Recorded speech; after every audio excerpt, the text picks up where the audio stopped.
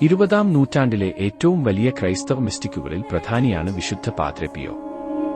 1887 May 25 ഇറ്റലിയിലെ ബെനവേന്തോ എന്ന ചെറുപട്ടണത്തിലായിരുന്നു ജനനം.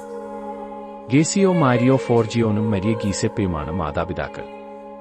ഫ്രാൻസിസ്കോ എന്നായിരുന്നു പിയോയുടെ മാമോദീസാനാമം.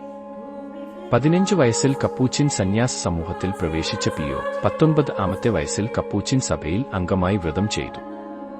23-ാമത്തെ വയസ്സിൽ 1910 ആഗസ്റ്റ് മാസം 10-ാം തീയതി പൗലോ ഷിനോസി മെത്രാപ്പോലീത്തയിൽ നിന്നു തിരുപട്ടം സ്വീകരിച്ചു.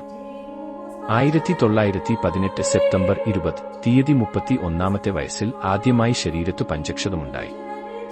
സഭാ ചരിത്രത്തിൽ പഞ്ചക്ഷതമുണ്ടാകാൻ ഭാഗ്യം ലഭിച്ച ആദ്യ വൈദികനാണ് പിയോ അച്ഛൻ. സാൻ ജിയോവാനി റോണ്ടോണ്ടോ ആശ്രമത്തിൽ 51 വർഷം ജീവിച്ച പാദ്രെ പിയോ ഒരിക്കൽ പോലും അവധി എടുത്തിട്ടില്ല.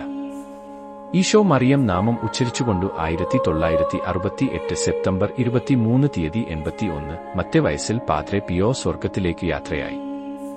1947 വൈദികനായിരിക്കെ പിയോ അച്ഛന്റെ അടുക്കൽ കുമ്പസാരിക്കാൻ പോളണ്ടിൽ നിന്നു വന്ന ജോൺ പോൾ രണ്ടാമൻ പാപ്പയാണ് 2002 ജൂൺ 16 പിയോ അച്ഛനെ വിശുദ്ധനായി പ്രഖ്യാപിച്ചത്.